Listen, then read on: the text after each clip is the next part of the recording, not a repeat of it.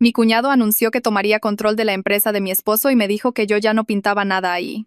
Para el final de esa semana me estaba rogando que no presentara cargos en su contra. Memo llevaba 3 días en el hospital cuando Javier apareció en mi casa. No vino a preguntar por su hermano ni a ver si yo necesitaba ayuda. Apareció para decirme que, a partir de ese momento, él estaba al mando de todo. Entró a nuestra cocina como si fuera el dueño, se sirvió un café sin preguntar y me dijo que era obvio que Memo no iba a volver y que teníamos que ser realistas. Javier siempre había estado celoso del éxito de Memo. Todo el mundo lo sabía. Mientras Memo construyó la empresa desde cero, Javier brincaba de chamba en chamba, fracasó en su propio negocito y pasaba más tiempo quejándose de palancas y ventajas injustas que trabajando de verdad. Pero ahora Memo estaba en una cama de hospital y Javier vio su oportunidad. Convocó a una junta de consejo de emergencia a la mañana siguiente y se autoproclamó director interino. Para la tarde, ya había cambiado las cerraduras. Despidió a la gerente de oficina, Regina, que llevaba 7 años con Memo. Sacó el escritorio personal de Memo para hacer espacio para el suyo. Colgó fotos suyas en esa oficina. Le dijo a la gente que Memo le había dejado todo en algún acuerdo secreto, una mentira total, pero lo decía como si él mismo se la creyera. Luego empezó a aparecerse en diferentes lugares usando un reloj viejo de Memo. Fui a la oficina esa primera semana para revisar cómo estaban las cosas, para asegurarme de que todo estuviera bien. Javier me vio en el pasillo y su cara se transformó. ¿Tú qué haces aquí?, dijo, sin siquiera intentar ser amable. Deberías estar en tu casa. Y entonces lo soltó. Solo él y yo en ese pasillo afuera de contabilidad. Si Memo va a estar fuera de jugada un rato, chance, y deberíamos pasar tiempo juntos. Ya sabes, para quitarte la presión. Me dio un asco terrible. Salí de ahí sin responder. Siguió llamándome de todos modos, diferentes pretextos cada vez. Que necesitaba mi firma para algo. Que necesitaba que transfiriera dinero. Que según él, era para operaciones. Que necesitaba que fuera a juntas con su nueva gente. Dejé de contestar. En lugar de eso, empecé a hacer mis propias llamadas. Le llamé a Arturo, el abogado de Memo. Le llamé a Elena, la contadora. Leí los estatutos de la empresa. Revisé cada uno de los registros bancarios. Descubrí que Javier ya había movido 700,000 pesos a una cuenta personal. Había cancelado los contratos antiguos con proveedores y firmado nuevos con la compañía de uno de sus amigos, pagando el triple de lo que solíamos pagar. Dejó de pagarle a los proveedores. Dejó de abonar dinero a las cuentas de retiro de los empleados. La empresa se estaba desangrando, y esa sangre iba directo a sus bolsillos. Entonces llegó el jueves por la mañana. No entré sola. Traje a Arturo, el licenciado. Traje a Elena, la contadora. Traje a una firma de consultoría de gestión. Traje a seguridad. Entré a la oficina de Memo a las 7 de la mañana, cuando Javier siempre estaba ahí, solo. Se puso pálido como el papel cuando nos vio entrar a todos. ¿Qué es esto?, dijo, poniéndose de pie. ¿Quién es esta gente? El equipo de seguridad entró a su oficina y empezó a empacar sus cosas. Quitaron sus fotos de las paredes. Desarmaron el escritorio. Sacaron los archivos. Todo iba a parar a cajas. Su computadora. Su silla. Todo. Javier empezó a gritar. No pueden hacerme esto. Esta es mi oficina. Mi puesto. Yo dirijo esta compañía. Di un paso al frente y le entregué un sobre. Mantuve la voz muy tranquila. Según los estatutos de la empresa dije, como la esposa de la persona que realmente es dueña de esta compañía, yo puedo dirigir las cosas mientras él está en el hospital. Yo estoy al mando ahora. Este es tu aviso de despido. Tienes 15 minutos para irte. No tienes poder para hacer esto, dijo Javier, y su voz temblaba. Arturo dio un paso al frente y le entregó otro documento. La mano de Javier temblaba mientras lo leía. Esa es una lista de cada peso que te robaste, dijo Arturo. Los 700,000 más todos los cargos falsos de la compañía de tu amigo. Más el dinero que dejaste de pagar a trabajadores y proveedores. Más el dinero que robaste de las cuentas de retiro. Todo eso se va directo al Ministerio Público, dije. Y puedes esperar noticias de ellos mañana por la mañana. Si no estás fuera de esta oficina en 15 minutos, la seguridad te sacará. Javier miró a Arturo, miró a Elena, me miró a mí y miró a seguridad. Su cara pasó de blanco a rojo. Agarró su saco de la silla y caminó hacia la puerta. Se detuvo y se dio la vuelta. ¿Te sientes muy importante ahora?, escupió. No eres nada, solo eres su esposa. Y no voy a parar hasta que tenga lo que es mío. Ramiro y el otro guardia lo escoltaron hacia afuera mientras yo me quedaba ahí, tratando de que no me temblaran las manos. La oficina se sintió demasiado silenciosa después de que Javier se fue. Sus cajas estaban apiladas junto a la puerta. Su saco ya no estaba en la silla. Las fotos de él ya estaban en la basura. Mi teléfono vibró en mi bolsillo. Lo saqué esperando otro texto furioso de Javier. En lugar de eso, era del hospital. Memo está despierto. Pregunta qué pasó en la empresa. ¿Puedes venir? Mis dedos no funcionaban bien cuando intenté responder. Tuve que borrar y reescribir 3 veces antes de poder teclear las palabras. Todo está bajo control. Le explico cuando llegue. No estaba segura de creerme mi propio mensaje. Arturo se acercó y puso una mano en mi hombro. Necesitamos convocar una junta de consejo urgente. Hoy mismo. Esos 3 miembros que votaron por Javier necesitan ver lo que hizo. Asentí y lo seguí a la sala de juntas. Elena ya estaba conectando su laptop. El consultor de gestión sacaba archivos de su portafolio. Me senté en la cabecera de la mesa. La silla se sentía extraña. Demasiado grande. Demasiado importante. Había estado en estas juntas antes, pero siempre al lado de Memo, nunca en su lugar. Arturo hizo las llamadas y en una hora, 3 de los 5 miembros del consejo entraban, luciendo confundidos y preocupados. Tomaron sus asientos y no dejaban de mirarme, como si no estuvieran seguros de por qué yo estaba sentada ahí. Arturo se levantó y conectó su laptop al proyector. Mostró el primer documento. Esta es la cuenta bancaria personal de Javier. Hizo clic a la siguiente diapositiva.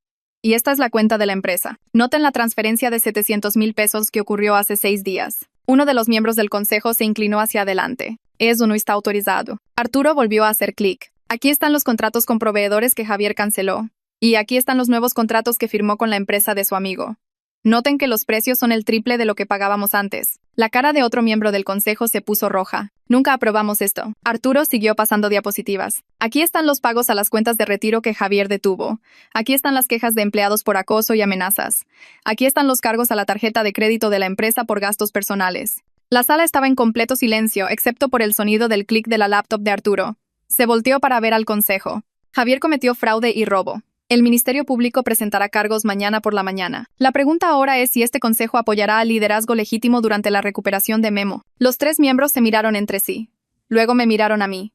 Uno de ellos carraspeó. Cometimos un error al votar por Javier. Pensamos que Memo lo había designado. No sabíamos nada de esto. Mantuve mi voz firme, aunque mi corazón latía con fuerza. Memo es el dueño de esta compañía. Según los estatutos, su cónyuge puede dirigir las operaciones durante cualquier ausencia médica. Yo estoy al mando ahora, hasta que él se recupere. Los miembros del consejo asintieron. Uno de ellos habló. Votamos por apoyar tu liderazgo temporal por unanimidad. ¿Todos a favor? 3 manos se levantaron de inmediato. Arturo escribió algo en sus notas. Entonces, está decidido. La junta terminó y los miembros del consejo salieron visiblemente avergonzados. Me quedé en mi silla un minuto después de que se fueron. Arturo guardaba su laptop. Lo hiciste bien. No hice nada. Diste la cara cuando importaba, eso lo es todo. Pasé el resto del jueves recorriendo cada departamento. El gerente de operaciones me recibió primero. Extendió una pila de papeles en su escritorio. Estos son todos los contratos de proveedores que Javier canceló. Este proveedor lo hemos usado por 7 años. Este por 5. Este desde que Memo empezó la empresa. Ya no me contestan las llamadas. ¿Cuánto tiempo para arreglarlo? Semanas. Quizás meses. Algunos quizá ya no regresen. Anoté el nombre de cada proveedor. La directora de recursos humanos fue la siguiente.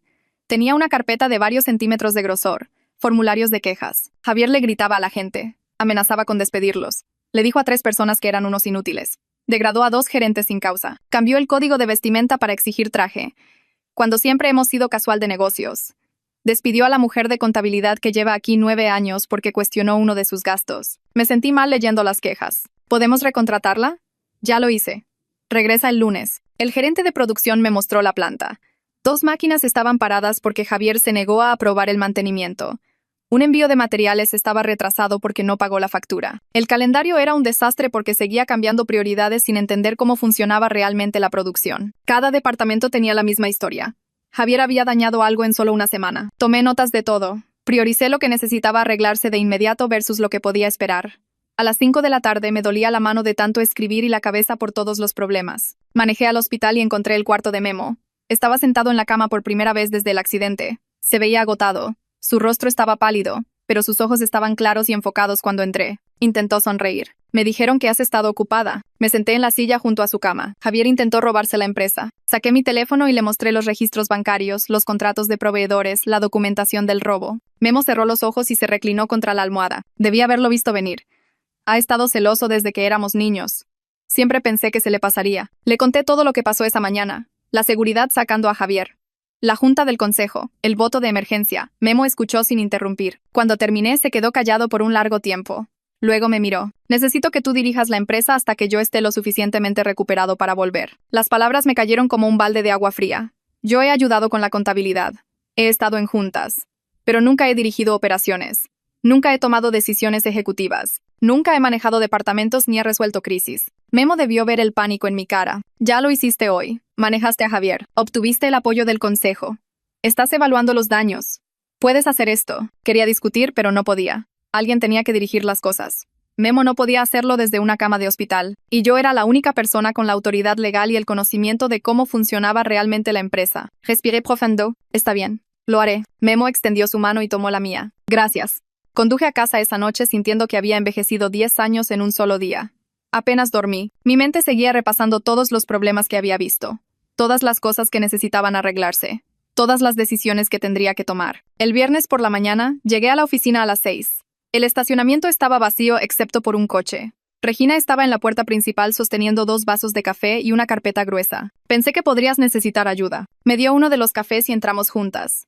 Abrió la carpeta. Pasé toda la noche documentando todo lo que Javier cambió. Cada persona que despidió o degradó. Cada contrato que canceló o modificó. Cada política que alteró. Cada gasto que aprobó. Todo está aquí, con fechas y montos. Revisé las páginas. Había organizado todo por departamento y nivel de prioridad. Marcó con colores los elementos urgentes. Hizo referencias cruzadas de los impactos financieros. Esto es increíble. Se encogió de hombros. He estado aquí 7 años. Sé cómo funciona este lugar. Javier no. Nos sentamos en la sala de juntas y revisamos sus notas página por página. El problema más urgente eran los 3 proveedores principales que habían detenido las entregas. Sin ellos, la producción se detendría en 2 semanas.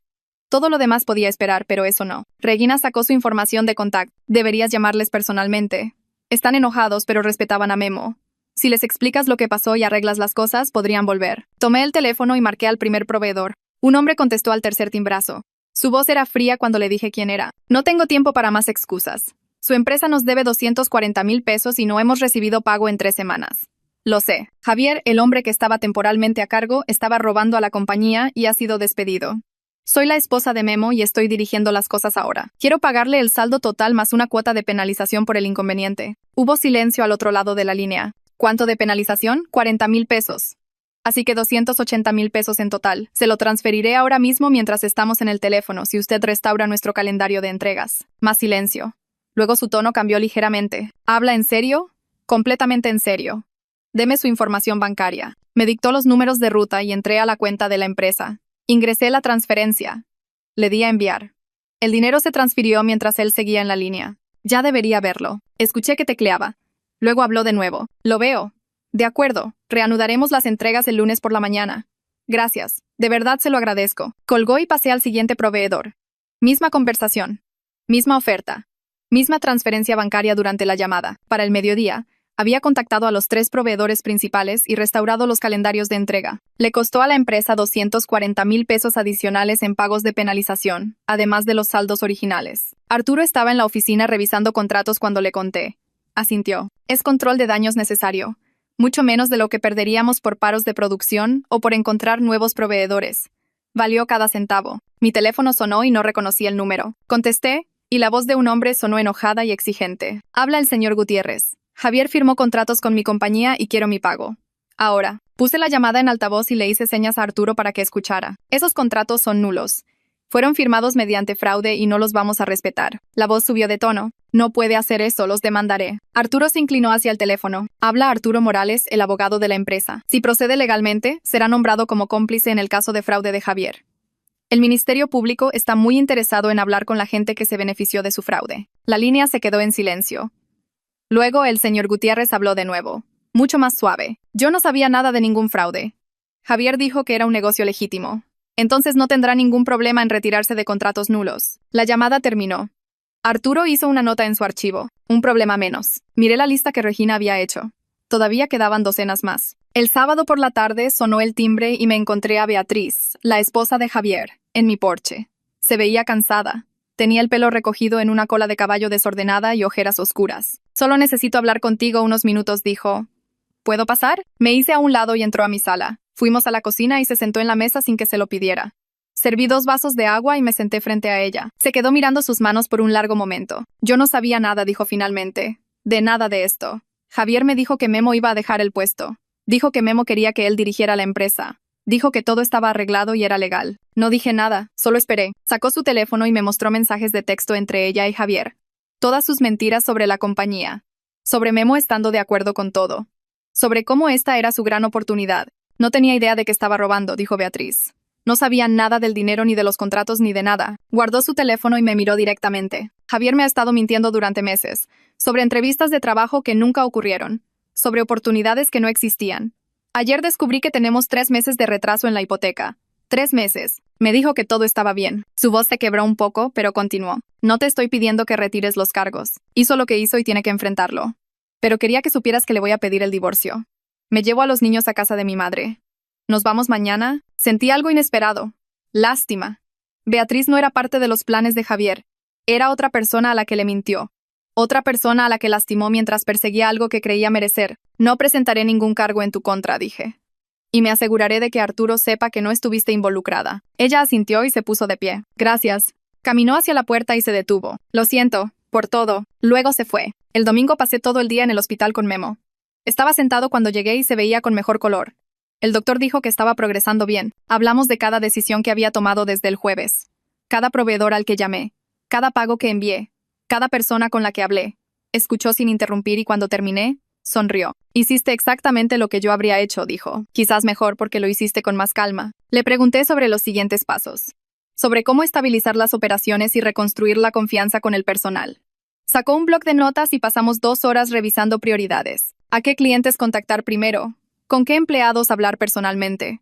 ¿Cómo manejar la junta del consejo programada para la próxima semana? Entonces me dijo algo que yo no sabía. Javier vino a verme hace 6 meses, dijo Memo. Quería que lo hiciera socio. Quería su nombre en la compañía. Le dije que no, porque no tenía experiencia y no se lo había ganado. Se enojó. Dijo que yo lo estaba frenando, como todos en la familia siempre lo habían hecho. Pensé que se le pasaría, pero supongo que no. Empezó a planear esto desde entonces, dije. Memo asintió. Probablemente. Vio que me enfermaba como su oportunidad. Sentí que la ira crecía de nuevo, pero la reprimí. Javier estaba enfrentando las consecuencias ahora. Eso tenía que ser suficiente. El lunes por la mañana convoqué a una junta general de personal. No teníamos una sala de juntas lo suficientemente grande, así que usé la bodega. 70 empleados aparecieron, luciendo nerviosos. Algunos estaban en grupos hablando en voz baja, otros estaban solos. Caminé al frente y todos guardaron silencio. Me llamo Sofía, dije. Soy la esposa de Memo y estoy dirigiendo la compañía mientras él se recupera. Sé que la última semana ha sido confusa y aterradora. Javier fue destituido de su puesto el jueves porque estaba robándole a la compañía. Enfrenta cargos criminales. Estoy aquí para decirles lo que está pasando y lo que sigue. Les expliqué la situación financiera sin endulzarla. Les hablé del dinero robado, de los contratos fraudulentos, de los proveedores a los que tuvimos que pagar penalizaciones, de los problemas de flujo de efectivo que estábamos arreglando. Luego les hice una promesa. Seré transparente con ustedes sobre todo. Si estamos batallando, se los diré. Si nos está yendo bien, se los diré. Ustedes merecen saber lo que está pasando en la compañía para la que trabajan. 3 personas levantaron la mano con preguntas. La primera fue una mujer de contabilidad. ¿Nuestras chambas están seguras? ¿Puede la compañía sobrevivir a esto? La miré directamente. Los próximos meses serán difíciles. Pero las bases de la compañía son fuertes. Tenemos buenos clientes, buenos contratos, buena gente. Estoy comprometida a proteger cada trabajo real aquí. Si tengo que hacer recortes, se los diré con anticipación y seré justa al respecto. Pero ahora mismo estamos enfocados en la estabilidad, no en recortes. La segunda pregunta vino de un tipo de operaciones. ¿Qué pasa cuando Memo regrese? Te vas a ir, Memo y yo trabajaremos juntos, dije. Estamos resolviendo exactamente cómo se verá eso, pero no me voy a ningún lado. La tercera pregunta fue de alguien de envíos. ¿Cómo sabemos que realmente puedes dirigir este lugar? Buena pregunta, dije. Todavía no lo saben, pero lo verán en las próximas semanas. Júzguenme por lo que hago, no por lo que digo. La junta terminó y la gente salió lentamente. Algunos parecían aliviados. Otros todavía se veían preocupados, pero al menos sabían lo que estaba pasando ahora. Un hombre se me acercó después de que todos los demás se fueron. Tendría unos 40 años, canas en el pelo y ojos cansados. Soy Omar, dijo, gerente senior de proyectos. Estuve a punto de renunciar la semana pasada por cómo me trató Javier. Cortó el presupuesto de mi proyecto sin preguntar. Me dijo que le hiciera como pudiera. Me gritó frente a mi equipo cuando le dije que no era posible. Estaba actualizando mi currículum el jueves por la mañana cuando escuché que lo habían despedido. Me alegra que estés aquí ahora, dijo Omar. Si necesitas ayuda con algo, estoy disponible. Lo pensé por quizás 3 segundos. Necesito a alguien que sepa lo que realmente está pasando en el terreno, dije. Alguien que pueda decirme cuándo las cosas funcionan y cuándo no. ¿Puedes unirte a la junta de operaciones diaria a partir de mañana? Asintió. Absolutamente. Nos dimos la mano y se fue. Me quedé en la bodega vacía por 1 minuto, sintiéndome un poco menos sola. El martes por la mañana mi teléfono sonó a las 8. Número desconocido. Contesté, y la voz de un hombre sonó molesta. Habla el señor. Domínguez de Industrias Apex dijo, necesito hablar con usted sobre nuestro contrato. Estamos considerando cambiarnos a un competidor. Sentí que se me revolvía el estómago, pero mantuve la voz firme. ¿Cuál es el problema? Javier nos prometió servicios que aparentemente ustedes no pueden cumplir, dijo. Nos prometió programación prioritaria, Nos prometió soporte 24/7. Nos prometió modificaciones personalizadas sin costo extra. Firmamos un contrato basado en esas promesas. Y ahora me entero de que nada de eso es verdad. Abrí su archivo en mi computadora mientras hablaba. Miré lo que Javier había firmado realmente. Tenía razón. Javier había prometido cosas que nunca habíamos ofrecido antes y que no podíamos permitirnos ofrecer ahora. Necesito ser honesta con usted, dije. Javier hizo promesas que no tenía autoridad para hacer. Esos servicios no son parte de nuestras ofertas estándar y agregarlos requeriría un costo adicional significativo. Pero quiero mantenerlo como cliente. Permítame proponerle un contrato revisado que sea realista. Hablamos durante 30 minutos. Le ofrecí todo lo que realmente podíamos cumplir. Le ofrecí un descuento en su próximo trimestre para compensar la confusión. Le ofrecí acceso directo a mí personalmente si surgían problemas. Al final, aceptó. Pero nuestros ingresos de esa cuenta cayeron un 15%. Colgué sintiéndome aliviada y preocupada al mismo tiempo. ¿Cuántas otras promesas irreales había hecho Javier? Esa tarde, Gabriel, el consultor financiero, apareció para su primera evaluación real. Había pasado la mañana revisando registros financieros con Elena. Ahora se sentaba en la sala de juntas con papeles esparcidos por todas partes. Tenemos un problema, dijo. El robo de Javier es malo, pero el problema más grande es el flujo de efectivo. Dejó de cobrar las facturas vencidas. Simplemente dejó de hacerlo. Tenemos clientes que nos deben dinero desde hace 2 meses y nadie les estaba dando seguimiento. Al mismo tiempo, estaba gastando como loco. Muebles de oficina nuevos. Computadoras nuevas que nadie necesitaba, pagando a la compañía de su amigo tarifas triples. Miré los números que había puesto sobre la mesa. Nos faltan 800,000 pesos este mes, dijo Gabriel. Así que incluso con el dinero del seguro cubriendo el robo de Javier, todavía nos falta dinero. Sentí que el pánico comenzaba a subir, pero lo controlé. ¿Qué hacemos? Empezar a llamar a toda la cartera vencida, dijo Gabriel. Ahora mismo. Sé firme pero profesional. La mayoría pagará cuando se les presione. Con los que no, tendremos que decidir si procedemos legalmente o lo damos por perdido. Luego, cortamos cada gasto que no sea esencial. Nada de equipo nuevo. Nada de gastos innecesarios. Nos enfocamos en sobrevivir este mes, el próximo y el que sigue. Tomé el teléfono y empecé a hacer llamadas. Iba a ser un día muy largo. El miércoles por la tarde, saqué la lista de facturas vencidas y me quedé mirando el teléfono. 23 clientes debían dinero. Algunos desde hacía 30 días. Algunos por 60. Uno por 90. Nunca había hecho cobranza antes. Memo siempre se encargaba de esto o hacía que alguien más lo hiciera.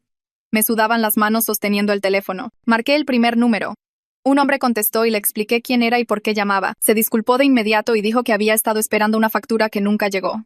Javier había dejado de enviarlas. El hombre prometió transferir el dinero esa tarde. Y lo hizo. 60,000 pesos aparecieron en nuestra cuenta 1 hora después. La segunda llamada fue igual. Se disculparon. Avergonzados. Arreglaron el pago de inmediato. Para la cuarta llamada empecé a relajarme un poco. La mayoría de la gente quería pagar. Solo necesitaban que alguien realmente les cobrara. Luego me topé con los difíciles. Una mujer que dirigía una empresa de manufactura escuchó mi explicación y luego se quedó callada por un largo momento. Creo que, dadas las circunstancias, deberíamos discutir un pago reducido, quizás el 70% del saldo. Se me apretó el estómago. Nosotros proporcionamos los servicios. Se debe el monto completo. Hizo un ruido como si estuviera pensando. Javier nos prometió un descuento en trabajos futuros. Contábamos con eso. Mantuve mi voz firme. Javier no tenía autoridad para prometer descuentos. El contrato original se mantiene. Me cuelgo. Me quedé sentada mirando el teléfono sintiéndome mal. El siguiente cliente difícil fue peor. Exigió una reducción del 50% y amenazó con decirles a otras compañías que no éramos confiables. Dijo que se aseguraría de que nadie trabajara con nosotros de nuevo. Anoté su nombre y pasé a la siguiente llamada. Para las 5 de la tarde había contactado a 18 de los 23 clientes. 14 arreglaron el pago inmediato.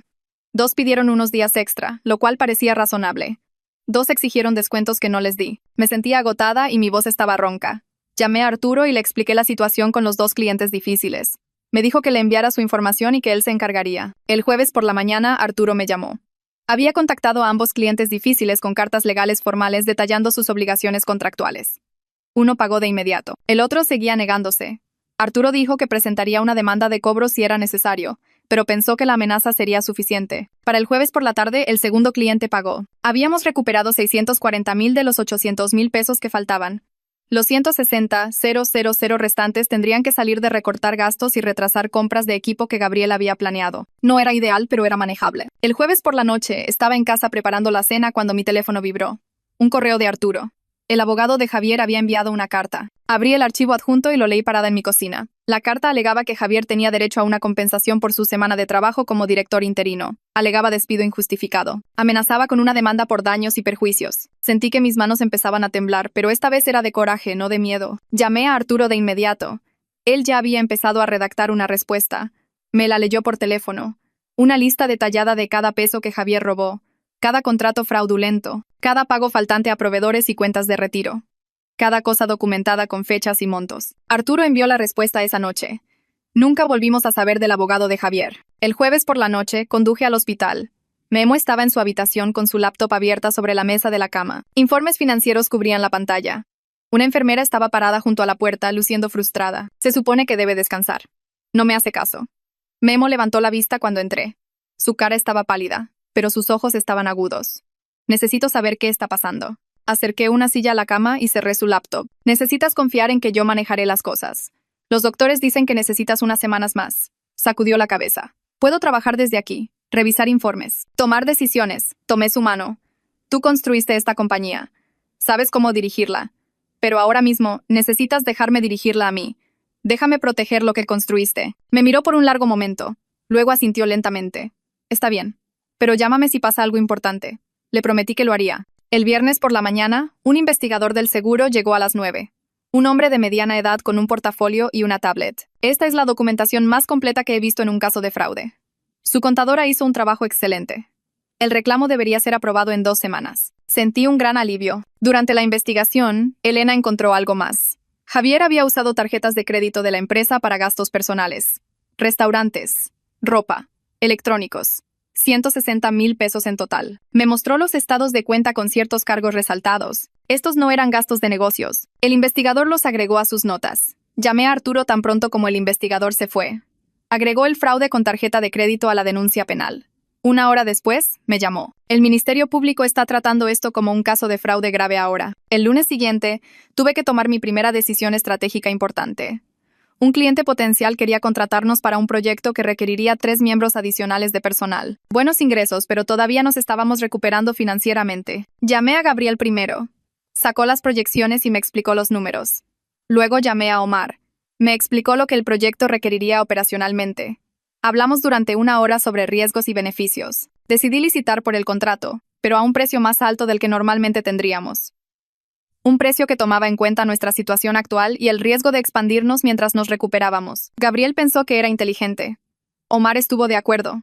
Envié la propuesta, esperando perderla. El miércoles el cliente llamó. Les adjudicamos el contrato. Su precio es más alto que el de la competencia, pero valoramos su confiabilidad y calidad. Hemos trabajado con ustedes antes y confiamos en ustedes. Les di las gracias y colgué, sintiendo que algo hacía clic en mi interior. Memo había intentado enseñarme esto antes. Que los clientes pagan por valor, no solo por precios bajos. Pero experimentarlo yo misma lo hizo real de una manera que sus explicaciones nunca lograron. El martes por la mañana trajo noticias del hospital. A Memo lo darían de alta al final de la semana. Necesitaría varias semanas más de recuperación en casa antes de volver al trabajo. Sentí alivio de que volviera a casa, pero también ansiedad de que viera todos los cambios que había hecho, los nuevos procedimientos, los nuevos sistemas de comunicación, la forma en que había reestructurado algunas operaciones. ¿Y si no estaba de acuerdo con mis decisiones? ¿Y si quería cambiar todo de nuevo? Alejé esos pensamientos y me concentré en contratar a los 3 nuevos miembros del personal. Omar me ayudó a revisar solicitudes y realizar entrevistas. Vimos a 8 candidatos en 2 días. Una mujer destacó de inmediato. Experimentada, segura. Hizo preguntas inteligentes sobre nuestra cultura de empresa. Al final de su entrevista, mencionó por qué dejó su trabajo anterior. La gerencia era tóxica. Mi jefe se llevaba el crédito por mi trabajo y me culpaba por sus errores. La miré directamente. Nuestra compañía valora el respeto y la competencia por encima de la política. Promovemos en base al mérito y apoyamos a nuestra gente. Ella sonrió por primera vez. Eso es exactamente lo que estoy buscando. La contratamos a ella y a otros 2 candidatos fuertes. Los 3 empezarían la semana siguiente. El miércoles por la tarde estaba caminando por la bodega revisando el inventario cuando sonó mi teléfono. El número de Ramiro, el de seguridad. Contesté y escuché ruido de fondo. Voces alteradas. Javier está aquí en el estacionamiento, dijo Ramiro. Está tratando de hablar con los empleados mientras salen. Voy para allá ahora. Corrí al frente del edificio y miré por la ventana. Javier estaba parado cerca de la entrada de empleados. Su coche estacionado en un lugar de visitantes. Estaba hablando con alguien de contabilidad, gesticulando con las manos. El empleado seguía retrocediendo, pero Javier lo seguía. Ramiro salió por la puerta y caminó directo hacia ellos. No pude oír lo que dijo Ramiro, pero la cara de Javier se puso roja. Señaló a Ramiro, luego al edificio, y luego de nuevo a Ramiro. El empleado de contabilidad se apresuró a su coche. Ramiro se paró entre Javier y la puerta, con los brazos cruzados. Javier gritó algo. Se subió a su coche y se fue rápido. Ramiro volvió a entrar 5 minutos después. Intentó hablar con 3 personas diferentes, me dijo en mi oficina. Les hizo preguntas sobre cómo estás dirigiendo las cosas. Quería que dijeran que estás haciendo un mal trabajo. Sentí un escalofrío. 2 empleados vinieron a mi oficina en menos de 1 hora. Ambos dijeron que Javier se les acercó preguntando si yo estaba cometiendo errores, si la compañía estaba batallando, si se sentían inseguros con mis decisiones. Quería que escribieran declaraciones diciendo que yo estaba manejando mal todo. Una empleada, una mujer de operaciones, parecía asustada cuando me lo contó. Dijo que podía ayudarnos si nosotros lo ayudábamos a él primero, como si estuviera ofreciendo algún tipo de trato. Llamé a Arturo de inmediato. Escuchó todo. Me pidió que los 2 empleados le enviaran por correo sus testimonios de lo que Javier dijo. Para la noche, Arturo tenía declaraciones de ambos empleados y estaba redactando una solicitud de orden de restricción. A la mañana siguiente, Arturo llamó con noticias. El juez aprobó la orden de restricción, dijo. Javier no puede acercarse a menos de 150 metros de la propiedad de la empresa ni contactar a ningún empleado. Si la viola, va a la cárcel de inmediato. Sentí un gran alivio. Luego Arturo dijo algo más. El Ministerio Público me llamó esta mañana. Están considerando cargos adicionales contra Javier por manipulación de testigos e interferencia con las operaciones comerciales. Esto se está poniendo serio para él. Bien dije. Y lo decía en serio. El jueves por la mañana salí temprano a recoger a Memo del hospital. Había estado allí casi 3 semanas en total. Los doctores me dieron una larga lista de instrucciones sobre medicamentos, descanso, citas de fisioterapia. Memo se movía lentamente al subir al coche, haciendo una mueca de dolor al agacharse. Condujimos a casa en silencio. Dentro de la casa, se sentó en el sofá y me miró por un largo momento. «Te ves agotada», dijo. «¿Cuándo fue la última vez que dormiste una noche completa?» «No lo sé», admití. 2 semanas, tal vez. «Has estado trabajando jornadas de 12 horas, ¿verdad?» Asentí. El rostro de Memo mostraba preocupación mezclada con algo más. Culpa, quizás. «No debiste haber manejado todo esto sola», dijo. «Pero lo manejaste». Me senté junto a él. No tuve opción. Alguien tenía que hacerlo. Esa noche, después de que Memo descansó, nos sentamos en la cocina y le mostré todo en mi laptop. Los pagos a proveedores. Las nuevas contrataciones. El contrato que ganamos. El reclamo del seguro. La orden de restricción. Se desplazó por los documentos, haciendo preguntas, leyendo correos electrónicos que yo había enviado. Su rostro mostró sorpresa más de una vez. «Estas decisiones son muy inteligentes», dijo finalmente. «La forma en que manejaste a los proveedores, trayéndolos de vuelta con pagos de penalización. Eso fue exactamente lo correcto». «Gracias», dije. Me miró directamente. «Siempre te vi como un apoyo, mi compañera de vida, pero nunca me di cuenta de que podías hacer esto. Dirigir la empresa. Tomar este tipo de decisiones». «Yo tampoco lo sabía», admití. Memo se acercó y apretó mi mano. «Estoy asombrado. En serio. Has hecho cosas que no estoy seguro de que yo hubiera pensado». El viernes por la mañana trajo la llamada que había estado esperando. La supervisora del investigador de seguros estaba en la línea. «Su reclamo por fraude ha sido aprobado», dijo. «Estamos depositando 700,000 pesos a su cuenta empresarial hoy mismo para cubrir el robo». Le di las gracias e inmediatamente llamé a Gabriel. Sacó nuestras proyecciones de flujo de efectivo. «Esto lo cambia todo», dijo Gabriel. «Ya no estamos solo sobreviviendo. Estamos estables.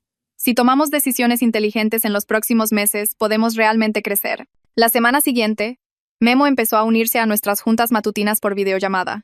Coloqué mi laptop en la sala de juntas para que pudiera ver a todos. Se veía frustrado sentado en casa en su oficina mientras todos estábamos juntos en la compañía, pero principalmente escuchaba, ofreciendo consejos cuando se lo pedía, pero dejándome dirigir las juntas. Aprecié su confianza, aunque podía notar que era difícil para él no estar físicamente presente. El martes trajo algo inesperado. Mi teléfono sonó con un número que no reconocí. Contesté, y escuché una voz que conocía vagamente. «Habla el director de operaciones de Industrias Brennan», dijo la voz. «Cerraremos nuestra compañía el próximo mes y nuestro cliente más grande necesita un nuevo proveedor. Nos preguntaron si podíamos recomendar a alguien e inmediatamente pensé en ustedes. ¿Estarían interesados en tomar su contrato?» Me enderecé en la silla. «¿Qué tipo de contrato?» Los detalles que dio eran significativos. Una cuenta importante que requería recursos sustanciales y un manejo cuidadoso. Significaría contratar a más gente, expandir operaciones, asumir más riesgo. Pero los ingresos harían crecer nuestra compañía en un 20% durante el próximo año. Le dije que necesitaba pensarlo y que le llamaría en 2 días. Pasé esos 2 días analizando cada ángulo. Omar y yo revisamos nuestra capacidad actual y lo que necesitaríamos agregar.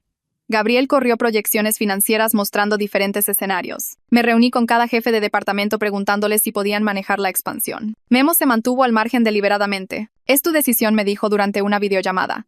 Eres la directora interina. Tú decides. El jueves por la mañana tomé la decisión. Llamé al director de operaciones y le dije que sí, pero con una condición. Necesitamos un periodo de transición de 3 meses para escalar responsablemente. El cliente no puede esperar capacidad total inmediata. Habló con el cliente y me llamó 1 hora después. Aceptan sus términos. Valoran la calidad y la confiabilidad por encima de la velocidad. Colgué sintiendo que algo cambiaba dentro de mí. Acababa de tomar una decisión que haría crecer la compañía en un 20%. Una decisión que afectaría a cada empleado y al futuro de la compañía. Y la tomé yo sola. Esa tarde Arturo llamó por lo de Javier. Su abogado está tratando de negociar un acuerdo de culpabilidad, dijo Arturo. Quiere evitar el juicio. El Ministerio Público preguntó si estarías dispuesta a aceptar un acuerdo. O si quieres presionar para ir a juicio. Necesito tu opinión sobre esto. Me senté en silencio pensando, ¿qué significaba la justicia aquí?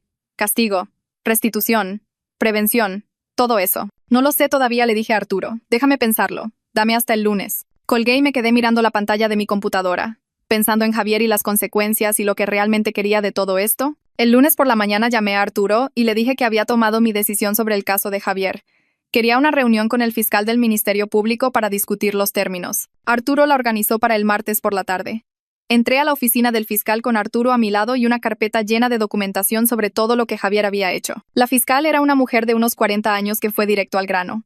Expuso los cargos que podrían imputarle a Javier y qué tipo de sentencia podría enfrentar si íbamos a juicio. Escuché todo y luego le dije lo que realmente quería. Quiero que enfrente consecuencias reales, dije. Quiero el pago completo de cada peso que robó. Quiero libertad condicional y servicio comunitario. Pero no quiero destruirlo por completo. Tiene una esposa que se está divorciando de él y 2 hijos que todavía necesitan que su padre pueda trabajar y mantenerlos. La fiscal miró a Arturo y luego de nuevo a mí. Preguntó si estaba segura. Le dije que estaba segura de las consecuencias, pero también segura de no hacer esto peor de lo necesario para personas que no hicieron nada malo. Pasamos la siguiente hora afinando los detalles. Pago total de los 700,000 pesos más los 160,000 en cargos de tarjeta de crédito. Nos dividimos las cosas naturalmente, basándonos en lo que cada uno era bueno. Memo se encargó de la planificación estratégica general y las relaciones con los clientes. Esas siempre fueron sus fortalezas, construir conexiones y ver hacia dónde debía ir la compañía a largo plazo. Yo me hice cargo de las operaciones diarias y la gestión de personal, asegurándome de que los proyectos se mantuvieran en curso, resolviendo problemas a medida que surgían. Arturo me lo dijo por teléfono y me quedé sentada sintiendo esta extraña mezcla de satisfacción y tristeza. Satisfacción porque Javier finalmente enfrentaba consecuencias por lo que hizo. Tristeza porque es mi cuñado y lo vi destruirse a sí mismo por celos y por sentir que merecía cosas que nunca se ganó, pero él tomó sus decisiones. Vio a Memo en una cama de hospital y decidió que era su oportunidad de tomarlo todo. Arturo me lo dijo por teléfono y me quedé sentada sintiendo esta extraña mezcla de satisfacción y tristeza. Satisfacción porque Javier finalmente enfrentaba consecuencias por lo que hizo. Tristeza porque es mi cuñado y lo vi destruirse a sí mismo por celos y por sentir que merecía cosas que nunca se ganó, pero él tomó sus decisiones. Vio a Memo en una cama de hospital y decidió que era su oportunidad de tomarlo todo. Esa misma semana, el doctor de Memo llamó con noticias que había estado esperando. Memo estaba autorizado para regresar al trabajo medio tiempo a partir del lunes siguiente. 4 horas al día como máximo, sin estrés, sin cargar cosas pesadas. Pero podía volver. Conduje a casa después del trabajo y encontré a Memo sentado en su oficina en casa mirando informes de la compañía en su laptop. Tengo noticias, dije. Levantó la vista. El doctor te autorizó para trabajar medio tiempo a partir del lunes. La cara de Memo cambió y pude ver alivio y emoción y quizás un poco de preocupación, todo al mismo tiempo. Pasamos todo ese fin de semana hablando de cómo funcionaría esto, cómo haríamos la transición de regreso a un liderazgo compartido, cuál sería su papel, cuál sería mi papel. El sábado por la tarde estábamos sentados en la sala y Memo dijo algo que me sorprendió. Arturo me lo dijo por teléfono y me quedé sentada sintiendo esta extraña mezcla de satisfacción y tristeza. Satisfacción porque Javier finalmente enfrentaba consecuencias por lo que hizo. Tristeza porque es mi cuñado y lo vi destruirse a sí mismo por celos y por sentir que merecía cosas que nunca se ganó, pero él tomó sus decisiones. Vio a Memo en una cama de hospital y decidió que era su oportunidad de tomarlo todo. Esto ya no era temporal. Esto no era solo manejo de crisis.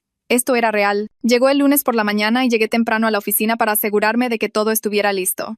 Memo llegó a las 9 y cuando cruzó la puerta principal, todo el personal estaba esperando en el vestíbulo. Empezaron a aplaudir. Luego todos estaban de pie aplaudiendo y Memo solo se quedó allí, luciendo completamente sorprendido y conmovido. Lo observé asimilándolo todo. Sus ojos se movieron por el espacio y pude ver que notaba cosas. El nuevo sistema de organización que Regina había implementado en el área de recepción. El tablero de programación actualizado que Omar había creado para el seguimiento de proyectos.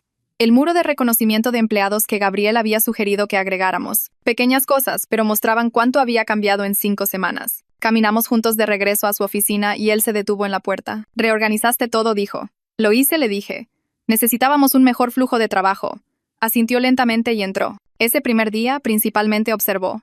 Se sentó en la junta matutina. Escuchó las actualizaciones de los departamentos. Hizo preguntas, pero no intentó tomar el control. Podía notar que era difícil para él no simplemente saltar de nuevo a dirigir todo, pero se contuvo y me dejó seguir liderando. Esa primera semana trabajando juntos se sintió diferente a todo lo anterior. Nos dividimos las cosas naturalmente, basándonos en lo que cada uno era bueno. Memo se encargó de la planificación estratégica general y las relaciones con los clientes. Esas siempre fueron sus fortalezas, construir conexiones y ver hacia dónde debía ir la compañía a largo plazo. Yo me hice cargo de las operaciones diarias y la gestión de personal, asegurándome de que los proyectos se mantuvieran en curso, resolviendo problemas a medida que surgían. Esto ya no era temporal. Esto no era solo manejo de crisis. Esto era real. Llegó el lunes por la mañana y llegué temprano a la oficina para asegurarme de que todo estuviera listo. Memo llegó a las 9 y cuando cruzó la puerta principal, todo el personal estaba esperando en el vestíbulo. Empezaron a aplaudir. Luego todos estaban de pie aplaudiendo y Memo solo se quedó allí, luciendo completamente sorprendido y conmovido. Lo observé asimilándolo todo. Tener a 2 personas con diferentes fortalezas cubriendo diferentes áreas simplemente funcionaba mejor. Omar lo mencionó durante nuestra revisión de operaciones. Las cosas se sienten más organizadas ahora, dijo. Más estables. La gente sabe a quién acudir para qué. Le conté a Memo esa noche y admitió que había estado pensando lo mismo. Quizás estaba tratando de hacer demasiado antes, dijo. Quizás esto es realmente mejor. Nos dividimos las cosas naturalmente, basándonos en lo que cada uno era bueno. Memo se encargó de la planificación estratégica general y las relaciones con los clientes. Esas siempre fueron sus fortalezas, construir conexiones y ver hacia dónde debía ir la compañía a largo plazo. Yo me hice cargo de las operaciones diarias y la gestión de personal, asegurándome de que los proyectos se mantuvieran en curso, resolviendo problemas a medida que surgían. 2 años de libertad condicional, 200 horas de servicio comunitario y una prohibición permanente de ocupar cualquier puesto en la compañía de Memo, o en cualquiera de sus futuros negocios relacionados. La fiscal dijo que presentaría la oferta al abogado de Javier y que sabríamos para el final de la semana. El abogado de Javier llamó a Arturo el jueves. Javier aceptaba el acuerdo de culpabilidad. El nuevo contrato del antiguo cliente de Industrias Brennan comenzó oficialmente la primera semana del mes siguiente. Habíamos pasado 3 meses preparándonos y se notó. La transición fue fluida. El cliente estaba contento con cómo manejamos todo. Nuestros ingresos aumentaron significativamente solo por esa cuenta. Gabriel realizó su encuesta trimestral de empleados y me trajo los resultados durante nuestra junta del viernes. La moral del equipo está más alta que en años, dijo. La gente se siente escuchada. Sienten que a la dirección le importa su opinión. Se sienten seguros en sus trabajos. Los números lo respaldaban. Las puntuaciones de satisfacción de los empleados subieron en todas las categorías. La gente se quedaba tarde voluntariamente para terminar proyectos.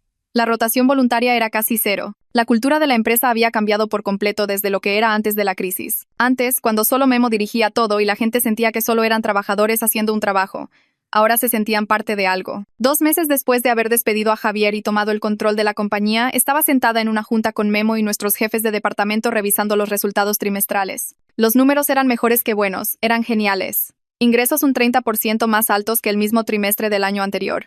Márgenes de ganancia mejorados. Retención de clientes en máximos históricos. Nuevos contratos en proceso. Cada métrica mostraba crecimiento y estabilidad. Después de la junta, Memo y yo nos quedamos en la sala de juntas. Miró los informes esparcidos sobre la mesa. Esto no es solo estable, dijo. Estamos realmente prosperando. Mejor que antes. Esperé a que dijera más. Tu estilo de liderazgo es diferente al mío, dijo. Más colaborativo. Más comunicativo. Te reportas con la gente y realmente escuchas lo que dicen. Yo siempre estaba tomando decisiones y esperando que todos me siguieran. Esta forma funciona mejor. Aprecié escucharlo decir eso, pero también sabía que no era solo mi liderazgo. Éramos ambos trabajando juntos, usando nuestras diferentes fortalezas en lugar de que una persona intentara hacerlo todo. Arturo me llamó una tarde, un mes después, con una actualización que no pedí, pero que pensó que debía saber. Javier completó su primer mes de servicio comunitario. La gente se siente escuchada. Sienten que a la dirección le importa su opinión. Se sienten seguros en sus trabajos. Los números lo respaldaban. Las puntuaciones de satisfacción de los empleados subieron en todas las categorías. La gente se quedaba tarde voluntariamente para terminar proyectos. La rotación voluntaria era casi 0. La cultura de la empresa había cambiado por completo desde lo que era antes de la crisis. Ha estado llegando a tiempo y haciendo lo que se le pide, siguiendo todos los términos de su libertad condicional. Arturo dijo que el oficial de libertad condicional no reportó problemas. Le agradecí a Arturo por avisarme y colgué. No sentí la necesidad de vigilar a Javier o saber más detalles. Estaba enfrentando sus consecuencias. Estaba siguiendo las reglas. Eso era suficiente. No necesitaba rastrear cada uno de sus movimientos o asegurarme de que estuviera sufriendo. Documentos de propiedad, acuerdos operativos, estructuras de autoridad, acceso bancario, todo lo que decía que esta era nuestra compañía ahora, no su compañía en la que yo ayudaba. Nuestra compañía que dirigíamos como socios. Cuando finalmente terminamos de firmar todo y los abogados guardaron sus archivos, sentí que algo encajaba en su lugar. Esto era lo correcto, de una manera que la antigua estructura nunca lo fue. Antes, yo era solo la esposa del dueño que ayudaba a veces, apoyaba desde el fondo, manejaba la contabilidad y decisiones pequeñas. Ahora era una líder real con autoridad real y responsabilidad real. Me lo había ganado durante la crisis, tomando decisiones difíciles y arreglando lo que Javier rompió y haciendo crecer la compañía más allá de donde estaba antes. Y Memo reconoció eso y lo hizo oficial. Salimos de esa junta como socios iguales y se sintió exactamente como debió haberse sentido desde el principio. 3 meses después de que todo pasó con Javier, entré a la sala de juntas principal para presentar ante 3 clientes potenciales de una compañía de manufactura que buscaba cambiar de proveedores. Preparé mi laptop y el proyector mientras Memo los saludaba y charlaba sobre su viaje. Cuando empecé a hablar sobre nuestras capacidades y estructura de precios, mi voz era firme y segura.